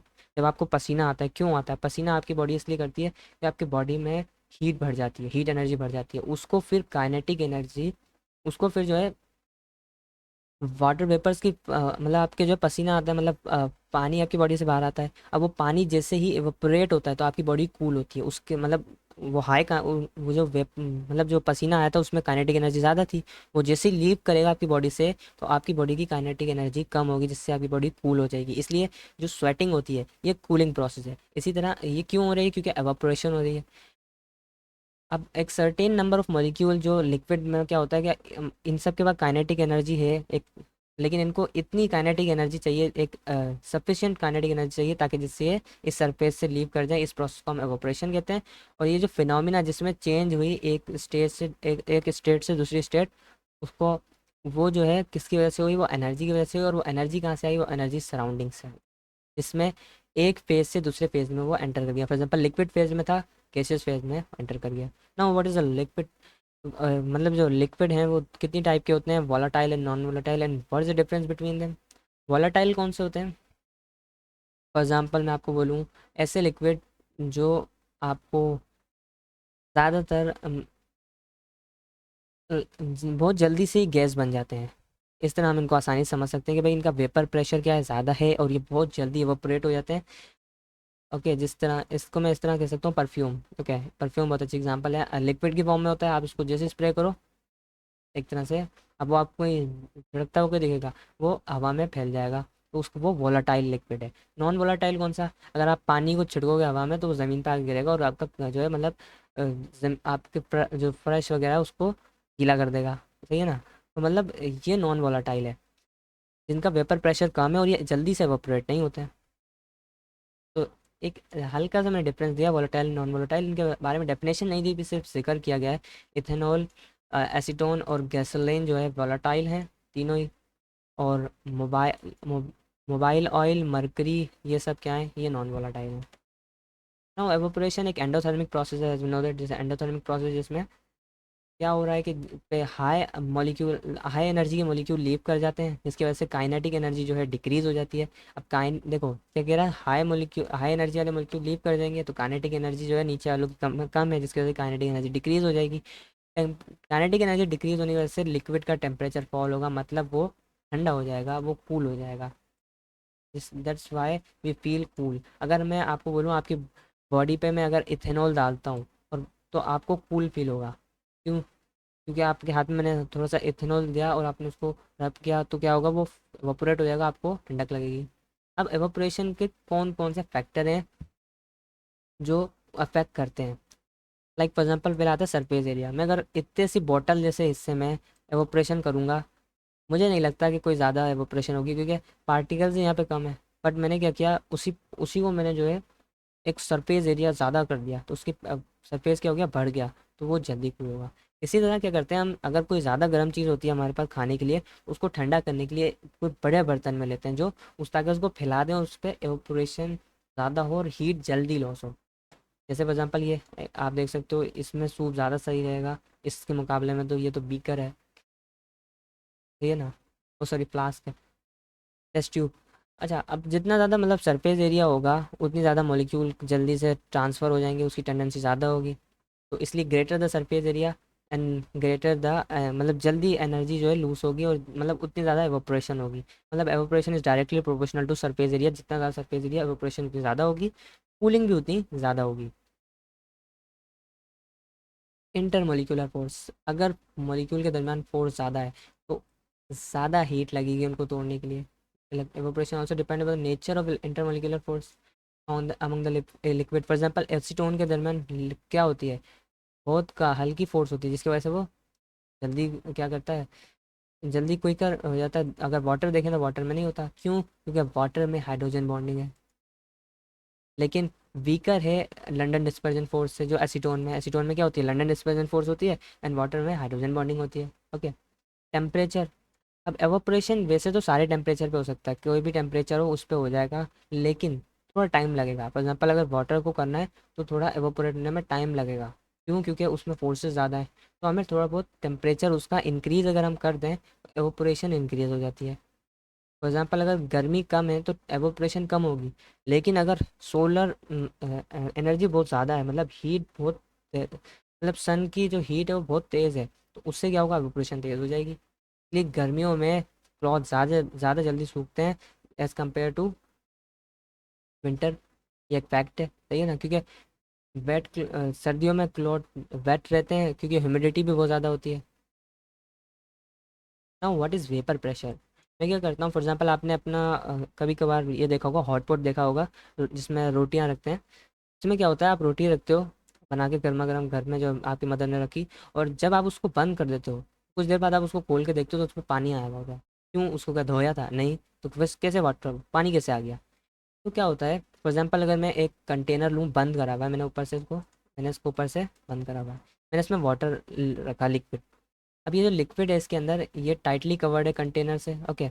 अब मैंने इसको यहाँ से हीट दी। अब वैसे ही ये तैयार थे भाई कि कभी भी टाइम मिले और ऊपर जाएं, तो ये क्या हुआ है, यहाँ से एवापोरेट हुआ, लिक्विड से गैसेस स्टेट में गए, एवापोरेट हुए। लेकिन ऊपर गए, ऊपर इनको जगह ही नहीं मिली, ऊपर जाके उस पर जो है मतलब उस पर जाके वापस से लिक्विड बन गए, और लिक्विड बन के वापस नीचे आके गिर गए।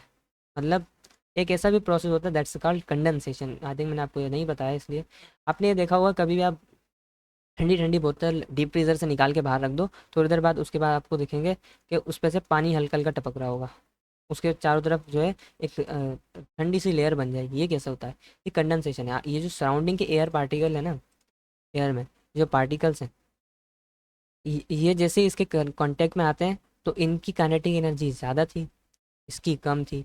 इसने इनसे काइनेटिक एनर्जी ली और इनको कहा आ जाओ ज्वाइन कर लो हमें, और ये इनके साथ चिपक जाते हैं। और क्या होता है, वाटर मॉलिक्यूल फिर यहाँ से बहना शुरू हो जाते हैं। तो मतलब क्या हुआ कि अब यहाँ पे ये प्रोसेस जो हुआ इसको हम कहते हैं कंडेंसेशन, वो कंडेंस हो गया। तो इसी तरह क्या हुआ, वाटर मॉलिक्यूल ऊपर तो गए लेकिन उनको कोई जगह नहीं मिली, वो कंडेंस हो गए और वापस नीचे आ गए। फिर ऐसे ऊपर गए, फिर नीचे आ गए। अब ये जो ऊपर जा रहे हैं और वापस नीचे आके इस पर प्रेशर लगा रहे हैं ना, that's pressure is called vapour pressure. ये जो नीचे आया और नीचे आके इसने जो प्रेशर एक्सर्ट किया, इस प्रेशर को हम वेपर प्रेशर कहते हैं।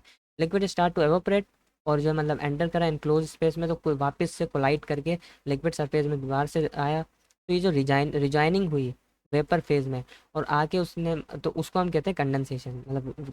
लेकिन अब स्टार्टिंग में क्या था, एवोपरेशन तेज़ हो रही होगी, लेकिन जब बहुत ज़्यादा एवोपरेशन हो गई, ज़्यादातर पार्टिकल ऊपर चले गए, तो ऊपर जो मतलब ढक्कन लगा हुआ है, तो वो पार्टिकल नीचे भी आएंगे, तो फिर उसके बाद आहिस्ता आहिस्ता कंडेंसेशन भी इंक्रीज हो जाएगी और एक प्रेशर एक्सर्ट होगा।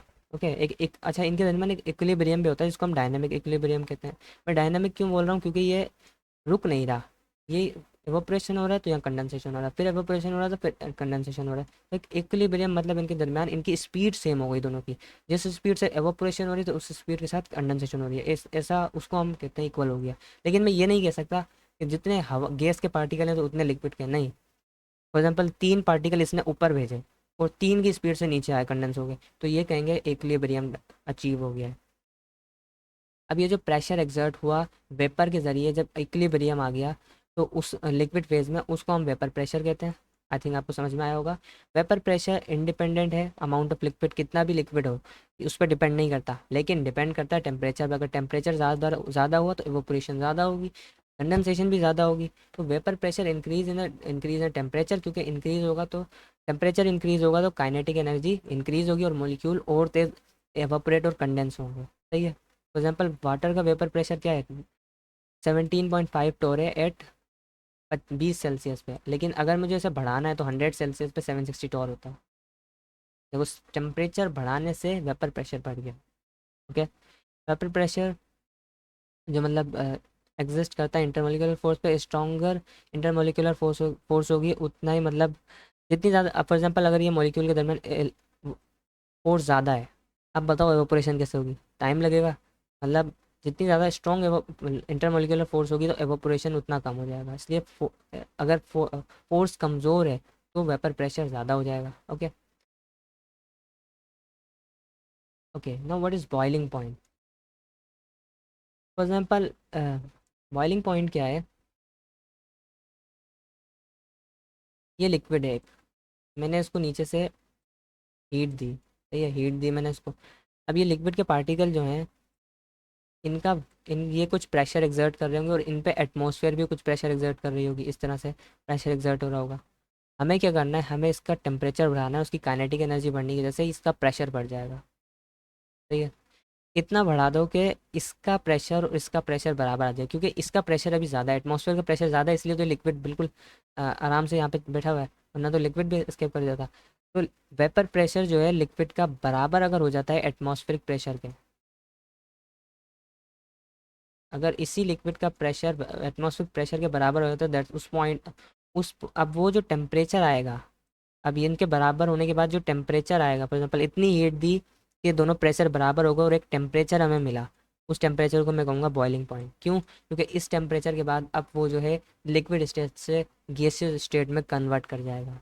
तो अगर ये दोनों बराबर होते हैं और हमें एक टेम्परेचर मिलता है, मैंने क्या किया, मैंने जो है प्रेशर को भी देख रहा हूँ और टेम्परेचर को भी देख रहा हूँ, मैंने देखा दोनों प्रेशर बराबर होने वाले हैं और ये मैंने उसी टेम्परेचर को नोट कर लिया। मैंने कहा इस लिक्विड का इतना टेम्परेचर एक एक्स टेम्परेचर है मान लो, अब वो एक्स टेम्परेचर इस इन जब ये दोनों बराबर हुए जब मिला, तो उसको मैं बॉइलिंग पॉइंट कहूँगा। ओके, तो मतलब जो काइनेटिक एनर्जी होती है उसी की वजह से वो मतलब जो है मतलब लिक्विड मॉलिक्यूल जो है एयर में कन्वर्ट होंगे, मतलब एवोपरेशन रैपिड होगी। तो वेपर प्रेशर अगर लिक्विड का इंक्रीज़ हो जाता है तो एटमॉस्फेरिक प्रेशर के बराबर हो जाएगा और हम उसे कहेंगे कि वो बॉयल हो गया। क्यों? जब ये उन दोनों के बराबर हो जाता है तो वो, हम कहते हैं कि वो बॉयल हो गया। देखो, अगर प्रेशर बढ़ता है तो आप देख सकते हो उसका बॉइलिंग पॉइंट भी बढ़ रहा है। Boiling point of liquid depend upon atmospheric pressure, it varies in a different region on earth. Sea level पे आपको पता है कि भाई 100 सेल्सियस पे वाटर जो है 760 बॉयल हो जाता है। बट मैं अगर ऊपर चले जाऊँ मरी एरिया पे, हिली एरिया पे, तो क्या होगा, उसका एटमॉस्फेरिक प्रेशर कम हो जाएगा, मतलब वो 100 से पहले ही बॉयल हो जाएगा वाटर। बट मैं अगर ज़मीन के अंदर चले जाऊँ बहुत ज़्यादा, तो फिर मुझे जो है वाटर को और ज़्यादा हीट देना पड़ेगी बॉईल करने के लिए। इसलिए प्रेशर कुकर में हम क्या करते हैं, प्रेशर कुकर भी तो इसी फिनोमेना पे बना है कि हम उसमें क्या करते हैं, हम उससे फ्रेश मतलब वाटर मॉलिक्यूल को लीव होने नहीं देते ताकि खाना पक जाए, ताकि वाटर जब वाटर बॉयल नहीं होगा तो अंदर जो भी चीज़ होगी वो आराम से गल जाएगी, है ना। ताकि अब वो प्रेशर हमने अंदर मेंटेन कर रखा है, मतलब प्रेशर को नहीं निकलने दे रहे, जिसकी वजह से कुकर भी इस फिनोमिना पे वर्क करता है। Okay, now what is viscosity. Viscosity तो मैंने अभी आपको समझाया, और इसको थोड़ा सा इसके फैक्टर्स को भी देखते हैं। फॉर एग्जांपल मैं कहूँ वाटर इज़ विस्कस या ऑयल इज़ विस्कस, तो आप कहोगे भी वाटर इज़ जो है कम विस्कस है, ऑयल ज़्यादा विस्कस है। क्यों? क्योंकि हमने उन दोनों को गिरा के देख लिया, हमें पता चला वाटर बहुत जल्दी चला गया, बहुत ज़्यादा आगे चल मूव कर गया, लेकिन ऑयल इतनी अभी तक कंटेनर से बाहर भी नहीं आया है। तो विस्कोसिटी क्या है? एक फ्रिक्शन है। फॉर एग्जांपल ये अंदर में एक वाटर मॉलिक्यूल है, नहीं सॉरी वाटर मॉलिक्यूल नहीं, वाटर का ड्रॉप है, उसके अंदर वाटर मॉलिक्यूल है, उनके दरमियान एक फ्रिक्शन होगी, वो एक दूसरे से मतलब जो है एक दूसरे को इंटरनली रोकेंगे आगे बढ़ने से, उसको कहते हैं विस्कोसिटी। मतलब विस्कस कहते हैं ना, कितना विस्कस लिक्विड है। जितना ज़्यादा विस्कस होगा उतना ही आहिस्ता मूव करेगा, और जितना कम विस्कस होगा उतना तेज़ मूव करेगा, क्योंकि विस्कोसिटी ज़्यादा होगी, इसमें इंटरनल रेजिस्टेंस ज़्यादा होगी। तो वाटर क्या है? कम विस्कस है, ऑयल ज़्यादा विस्कस है। क्यों? क्योंकि उसके नेबरिंग लेयर जो है उसे फ्लो करने नहीं दे रहे हैं, उसे रोक रहे हैं। ठीक है ना। अब विस्कोसिटी का यूनिट क्या है? इसको हम पॉइज में भी लेते हैं, 20 पॉइज में भी लेते हैं, या न्यूटन सेकेंड पर मीटर स्क्वायर में भी आप ले सकते हो। ओके, इसका फार्मूला वगैरह भी मैं कुछ नहीं बताया, लेकिन इसके 3 फैक्टर्स के बारे में बताया। इंटरमोलिकुलर फोर्स, लाइक अगर मैं कहूँ इंटरमोलिकुलर फोर्स ज़्यादा है तो एक दूसरे को पार्टिकल नहीं मूव करने देंगे, आगे जाने नहीं देंगे। जितनी ज़्यादा इंटरमोलिकुलर फोर्स होगी उतना ज़्यादा डिस्कस होगा। तो लिक्विड लाइक बेंजीन, गैसोलीन, ये क्या है? नॉन पोलर है, और ये इनकी वीक इंटरमोलिकुलर फोर्स होती है, तो इनकी विस्कोसिटी क्या है? कम है। तो इसलिए इसकी विस्कोसिटी क्या होगी? हाई होगी, क्योंकि उसको मूव आगे नहीं करने देंगे। तो जितना ज़्यादा पोलर होगा, लाइक ग्लाइसरोल, मिथेनॉल, वो उतनी ज़्यादा स्ट्रॉन्गर इंटरमोलिकुलर फोर्स रखेगा, और जितनी ज़्यादा स्ट्रॉन्गर इंटरमोलिकुलर फोर्स उतना ज़्यादा उसको मूव करने में मुश्किल होगी, और उतना ज़्यादा वो विस्कस है, उसकी विस्कोसिटी उतनी ज़्यादा होगी। लाइक वाटर विस्कस है लेकिन एसीटोन्स के मुकाबले में, क्यों? क्योंकि एसीटोन में लंडन डिस्पर्जन फोर्स है, और वाटर में हाइड्रोजन बॉन्डिंग है जो ज़्यादा स्ट्रॉन्ग होती है, जिसकी वजह से वो विस्कस है। टेम्परेचर, फॉर एग्जांपल हमने जो है देखा है हमारी डेली लाइफ में विस्कोसिटी जो है लिक्विड की डिक्रीज होती है अगर हम टेम्परेचर बढ़ाएं। फॉर एग्जांपल मैं अगर टेम्परेचर बढ़ाता हूँ तो उसकी विस्कोसिटी क्यों डिक्रीज होगी? क्योंकि पार्टिकल थोड़ा दूर दूर जाएंगे, और अट्रैक्शन जो उनके दरमियान थोड़ा कम होगी, और उसमें जो है वो एक दूसरे को फ्रिक्शन भी उन पे नहीं लगेगी, मतलब उन एक दूसरे को रोक भी नहीं पाएंगे, जिसकी वजह से वो कम विस्कस होते हैं। इसलिए हनी जो है ना रूम टेम्परेचर पे ज़्यादा विस्कस है, लेकिन मैं अगर उसे हीटिंग कर देता हूँ तो वो पतला हो जाता है, थिन हो जाता है। इसी तरह वेजिटेबल ऑयल अगर हम उसे पकाते हैं तो वो लेस विस्कस हो जाता है। अभी आपको विस्कोसिटी दी है on the temperature 0 Celsius, 20 Celsius and 50 Celsius पे। एसीटोन का, वाटर का सिर्फ एक आइडिया ले लेना कि भाई देखो इस तरह से है कि भाई मैं एसीटोन का टेम्परेचर बढ़ाता हूँ तो विस्कोसिटी क्या हो रही है? कम हो रही है, और कम हो रही है। बट देखो वाटर का, और अगर देखो इनमें सबसे ज़्यादा किसकी, इस तरह से आइडिया लेना, ये नहीं कि रट्टा मारो इसका। इसका टेबल जो है एक आइडिया के लिए होती है। ठीक है। Now what is molecular size पे हम क्या कह सकते हैं? देखो जितना ज़्यादा मोलिकुलर साइज होगी उतना ज़्यादा विस्कस होगा। फॉर एग्जांपल ये ज़्यादा विस्कस होगा comparison to this 1 minute. Okay, ये कम विस्कस होगा।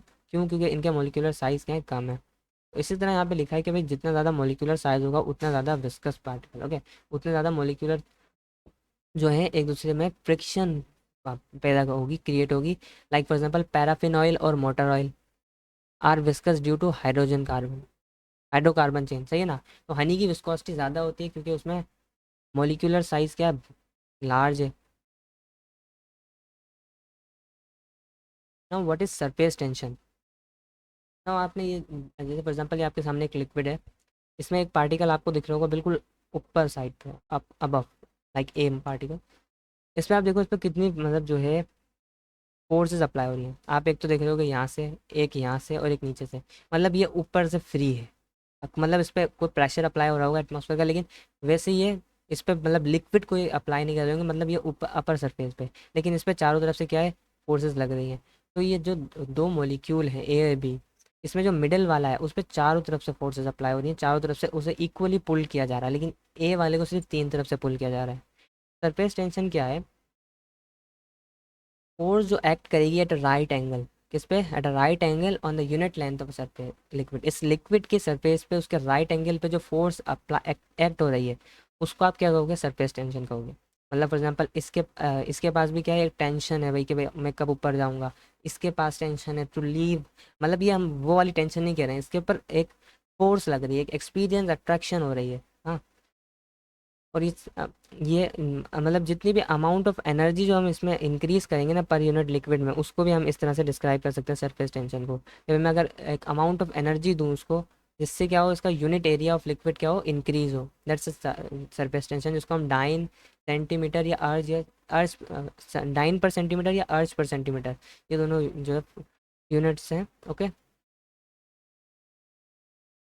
तो सरफेस टेंशन का फिनोमिना आपको सबसे अच्छी तरह कहाँ समझ में आएगा, ये आपको आपके टैप में समझ में आएगा। आपने टैप में देखा, आपने वाटर बंद कर दिया, मतलब वाटर का नल बंद कर दिया, लेकिन फिर भी वाटर ड्रॉप हल्का हल्का टपक रहा होता है। आपने देखा इस तरह से क्यों बना, क्योंकि इसने इसके साथ एडेसिव पोर्स बना रखी थी और आपस में कोहेसिव, जिसकी वजह से कि स्फेरिकल शेप बनी, जो ड्यू टू सरफेस टेंशन, ये फोर्सेस की वजह से हुआ।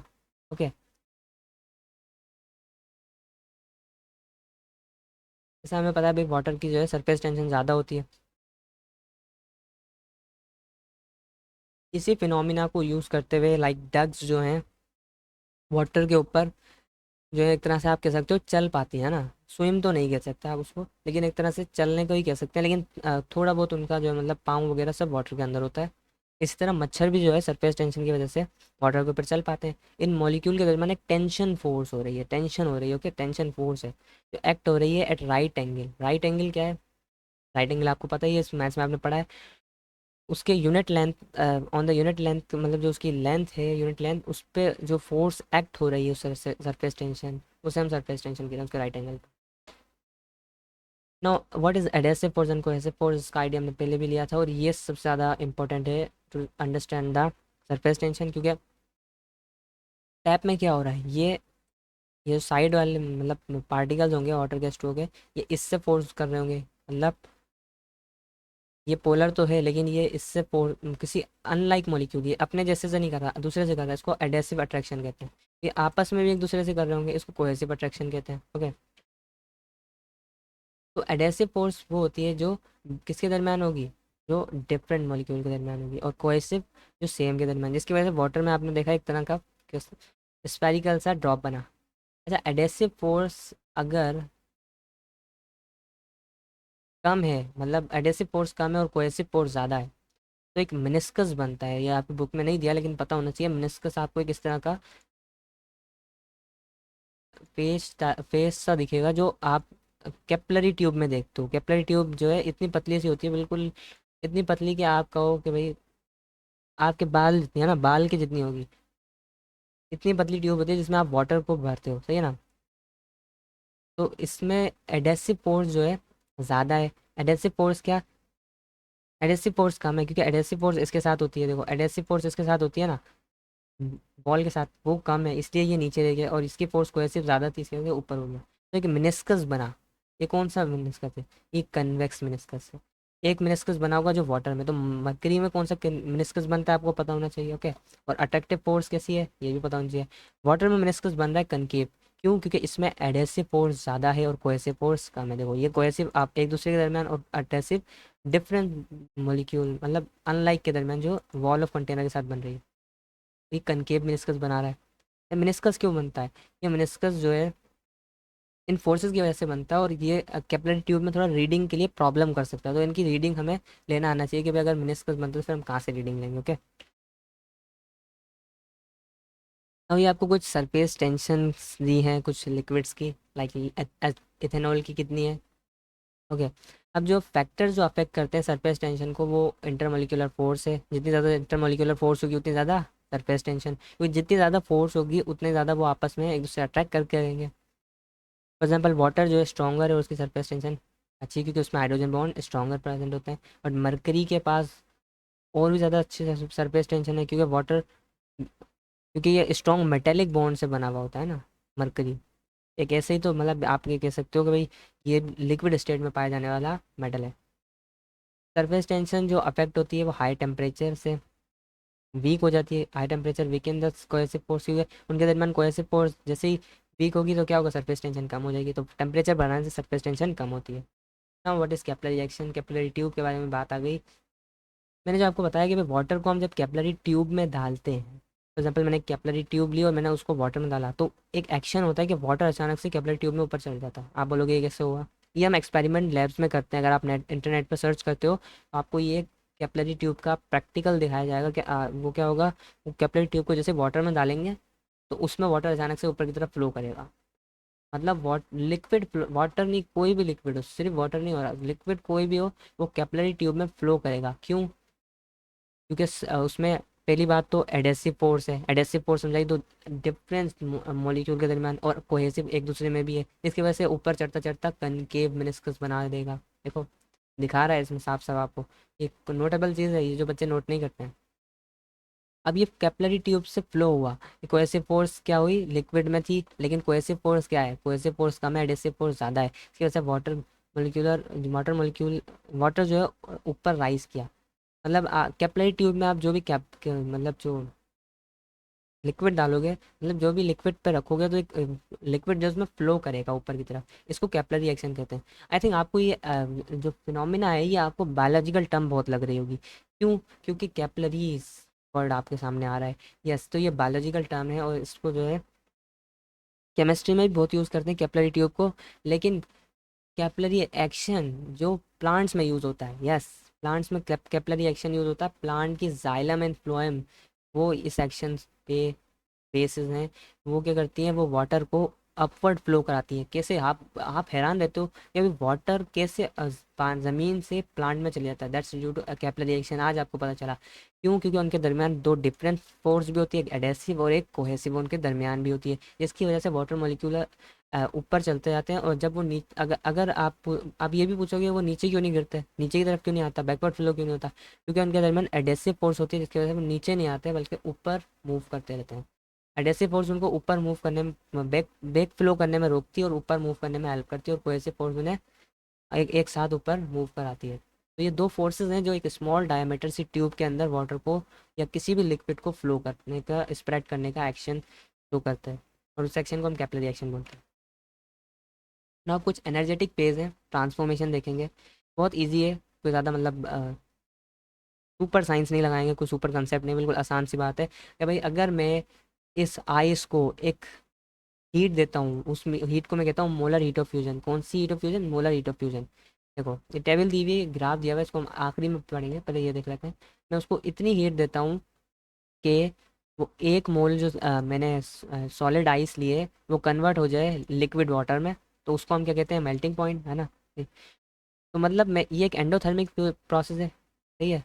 आइस से लिक्विड बना, मतलब हमने उसको इतनी हीट दी कि वो आइस से क्या कन्वर्ट हो गया, लिक्विड कन्वर्ट हो गया। इसको आप कहोगे कि हमने कौन सी हीट की, हमने क्या किया, हमने मोलर हीट ऑफ फ्यूजन की। फ्यूजन की, वो फ्यूज हो गया, वो वाला फ्यूजन नहीं, फिजन फ्यूजन वाला नहीं, मोलर हीट ऑफ फ्यूजन, जिससे वो एक स्टेट से दूसरे स्टेट में कन्वर्ट हो गया ड्यू टू मेल्टिंग पॉइंट। इसी तरह मोलर हीट ऑफ वेपराइजेशन, मैंने इतनी हीट दी उस वेपर को, उस लिक्विड को, जिससे वो एक मोल ऑफ लिक्विड जो है कन्वर्ट हो गया वेपर में। एक बॉइलिंग पॉइंट आया जिसकी वजह से वो वेपर में कन्वर्ट हो गया, उसको मोलर हीट ऑफ वेपराइजेशन कहते हैं। ये भी पॉजिटिव से शो करी है एंथैल्पी। हीट ऑफ वेपराइजेशन बढ़ती है अगर आप heat of vaporisation much greater than heat of fusion, मतलब हीट ऑफ वेपराइजेशन जो है ज़्यादा होती है हीट ऑफ फ्यूजन से। ये कॉमन सी बात है। अगर हम लिक्विड से वेपर में कन्वर्ट करेंगे तो उसके लिए ज़्यादा हीट लगती है एज़ कम्पेयर टू सॉलिड से लिक्विड। अब एक है मोलर हीट ऑफ सब्लिमेशन। दो टर्म्स आपको यहाँ पे बहुत इंपॉर्टेंट लगी होगी, आपने यहाँ पे जो है मतलब मेल्टिंग पढ़ा होगा, बॉइलिंग पढ़ा होगा। सब्लिमेशन एंड कंडेंसेशन दोनों आपको बहुत मतलब झटका दी होगी, जो मतलब जिन्होंने न्यू न्यू पढ़ा होगा इसके बारे में। कंडेंसेशन तो आपको पता चल गया, लेकिन सब्लिमेशन क्या होता है? सॉलिड से डायरेक्ट गैस बनते हैं। आप बोलोगे ये कैसे? यस, ऐसा होता है। लाइक सॉलिड CO2, आप बोलोगे CO2 सॉलिड में पाया जाता है, हाँ। ड्राई आइस, आप नेट पर सर्च करना व्हाट इज़ ड्राई आइस, इसके एक्सपेरिमेंट भी बड़े अच्छे होते हैं। बहुत मतलब क्रेजी एक्सपेरिमेंट होते हैं, बहुत देखने वाले एक्सपेरिमेंट्स होते हैं। ड्राई आइस क्या है? जो सब्लिमेट होती है, मतलब आप उसको हीट देते हो तो हीट लेती है, और एक मोल का जो सॉलिड है ड्राई आइस का, वो डायरेक्ट कन्वर्ट हो जाता है वेपर। तो मतलब ऐसे भी बहुत सारे सॉलिड्स पाए जाते हैं वो डायरेक्ट गैस में कन्वर्ट होते हैं, लिक्विड में फेज उनमें होती ही नहीं है। मतलब लिक्विड फेज क्या है इसमें? नहीं है। इसलिए हम इसे क्या कहते हैं, मोलर हीट ऑफ सब्लिमेशन। तो आप ये ग्राफ देख सकते हो भाई कि सॉलिड से लिक्विड में कन्वर्ट हुआ, molar heat of fusion, liquid से gas, heat of vaporisation, solid से गैस, हीट ऑफ सब्लिमेशन। ठीक है। लिक्विड क्रिस्टल बहुत, आपको बिल्कुल अलग सा वर्ड लगा होगा, लिक्विड भी है और क्रिस्टल भी है ना। अब देखो भाई, ये जो है फ्रेडिस रेंजर, इन्होंने 1888 को एक फर्स्ट लिक्विड और सॉलिड मैटर डिस्कवर किया। मतलब इसमें लिक्विड भी है, इसमें सॉलिड भी है। बड़ा अजीब सा लग रहा होगा, लेकिन आप इसको देखते हो अपनी डेली लाइफ में, आपके सामने, आपकी आंखों के सामने होता है ये डेली लाइफ में। अभी देखते हैं कि कहाँ कहाँ इसका यूज़ है। इसको हम कहते हैं ये मतलब कोलेस्ट्रॉल का डेरिवेट है, इसका हम कहते हैं कोलेस्ट्रॉल बेंजोएट, या कोलेस्ट्रॉल बेंजोएट, इसका नाम है ये। ओके, इसको आपको पता होना चाहिए। और ये मेल्ट नहीं हुआ, इन्होंने देखा कि मेल्ट नहीं हुआ किसी और कंपाउंड में। इसके दो मेल्टिंग पॉइंट इन्होंने देखे। इन्होंने क्या किया, इन्होंने कहा कि जब हमने इसको 145.5 मतलब इसका पहले मेल्टिंग पॉइंट पे गए, तो ये क्लाउडी लिक्विड में कन्वर्ट हो गया। मतलब ये एक क्रिस्टल सा था लिक्विड, उसको जब हमने फर्स्ट उसका मेल्टिंग पॉइंट पे कन्वर्ट किया, तो एक क्लाउड सा लिक्विड कन्वर्ट हो गया।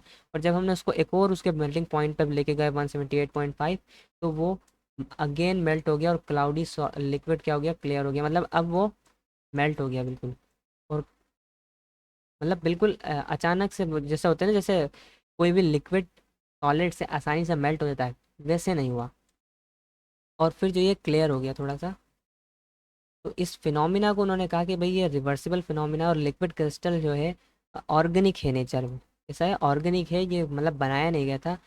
और अब इसको जो है हम, ये एक मिक्सचर भी है ऑर्गेनिक और इनऑर्गेनिक मटेरियल का, तो ये मतलब बना भी सकते हैं। लेकिन लिक्विड क्रिस्टल जो है नेचुरली हमें ज़्यादा मिलते हैं, और सिंथेटिकली भी डेवलप कर सकते हैं हम इनको। अब इनका यूज़ क्या है, इन अब पहली बात तो इनको लिक्विड क्रिस्टल क्यों बोल रहे हैं, क्योंकि इनको हम प्योर लिक्विड तो नहीं कह सकते। क्यों? क्योंकि इनमें थोड़ा सा क्रिस्टलाइन सॉलिड की तरह करेक्टरिस्टिक्स भी हैं। बट ये लिक्विड की तरह फ्लो कर पाते हैं। आप बोलोगे हैरानी की बात है, लिक्विड क्रिस्टल्स की भी है और फ्लो भी कर पाते हैं। और इनकी अरेंजमेंट जो है ना क्रिस्टलाइन सॉलिड की वजह से, और इनकी अरेंजमेंट ही एक मतलब इंपॉर्टेंट चीज़ है। अभी हम आगे देखते हैं कैसे हैं लिक्विड क्रिस्टल। और इनके मतलब जो प्रॉपर्टीज़ थी वो किसकी तरह थी, क्रिस्टलाइन सॉलिड्स की तरह थी। मतलब एन आइसोट्रॉपी, मतलब एन आइसोट्रॉपी क्या है भाई, के हमने जैसा पढ़ा था, आई थिंक हमने पढ़ लिया, यस। एन आइसोट्रॉपी एक ऐसी चीज़ है, नहीं, एन आइसोट्रॉपी हम नेक्स्ट चैप्टर में पढ़ेंगे। ये क्रिस्टलाइन सॉलिड की एक प्रॉपर्टी है, जिसमें क्या होता है कि वो अलग अलग डायरेक्शन में अलग अलग प्रॉपर्टीज शो करते हैं। For example for example graphite की एग्जांपल ले लो। ग्रेफाइट जो है उसके ऑल डायरेक्शन से वो मतलब आप कह सकते हो हर एंगल पे वो जो है इलेक्ट्रिसिटी को कंडक्ट नहीं करता।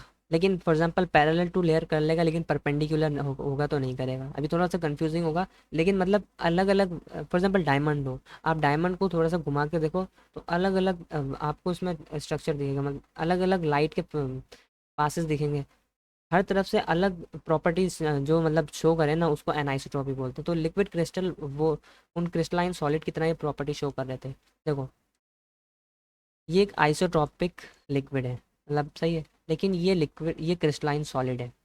देखो, इसकी अरेंजमेंट थोड़ा क्रिस्टलाइन सॉलिड की तरह भी है और आइसोट्रॉपिक लिक्विड की तरह भी है। और इसमें एनाइसोट्रॉपी भी है। एनाइसोट्रॉपी हमने अभी समझा। और इसमें जो है कुछ ऑप्टिकल प्रॉपर्टीज़ भी हैं, सही ना, ऑप्टिकल प्रॉपर्टीज़ हैं, और लिक्विड की तरह फ्लो कर रहा है।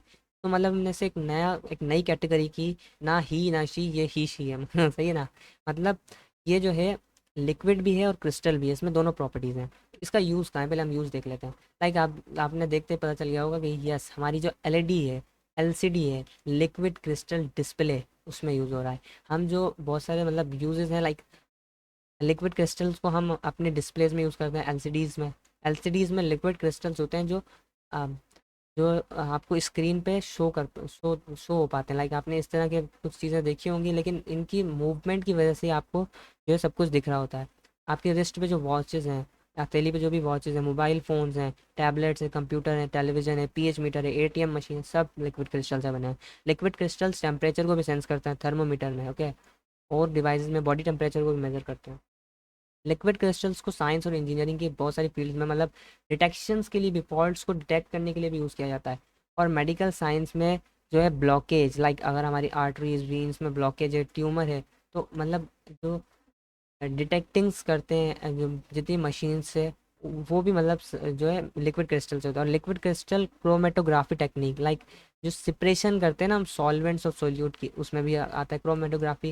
आई थिंक आपको भी क्रोमेटोग्राफी का इतना आइडिया नहीं होगा, लेकिन 10th में आपने इसके बारे में आइडिया थोड़ा बहुत पढ़ा होगा। और क्रोमेटोग्राफी हमने हमारे चैप्टर नंबर 3 बायोकेम में भी पढ़ा था। क्रोमेटोग्राफी क्या होता है कि उसमें एक स्टेशनरी पेज होता है, एक मोबाइल पेज होता है, और जिसमें हम जो है सिपरेट कर पाते हैं। सही है। एक पेपर क्रोमेटोग्राफी होती है, अगर आप उस पर एक पेपर स्टेशनरी पेज होता है, उस पर आप अगर मोबाइल पेज मतलब इंक को रख देते हो, इंक को लगाते हो उस पेपर पे, और उसको एक सॉल्वेंट देते हो, वाटर देते हो, तो क्या होता है वो इंक जो है अलग अलग कलर में टूट जाती है, सिपरेट हो जाती है। तो ये क्रोमेटोग्राफी टेक्निक में भी लिक्विड क्रिस्टल का यूज़ होता है। और कुछ क्रिस्टल जो हाइड्रोलिक मशीन्स में भी यूज़ करते हैं, क्योंकि इसकी विस्कोसिटी भी क्या है, हाई है। जितनी ज़्यादा विस्कोसिटी होगी, मतलब आप समझ सकते हो हाइड्रोलिक मशीन में आसानी से यूज़ करा जा सकता है। तो आई थिंक आपको लेक्चर समझ में आया होगा। कोई इतना ज़्यादा बड़ा चैप्टर नहीं था, लेकिन इसके बाद जो चैप्टर है वो है सॉलिड स्टेट ऑफ मैटर, बहुत नियरली हम उसको भी कवर करेंगे। आई थिंक आपको वीडियो समझ में आई होगी। अल्लाह हाफ़िज़।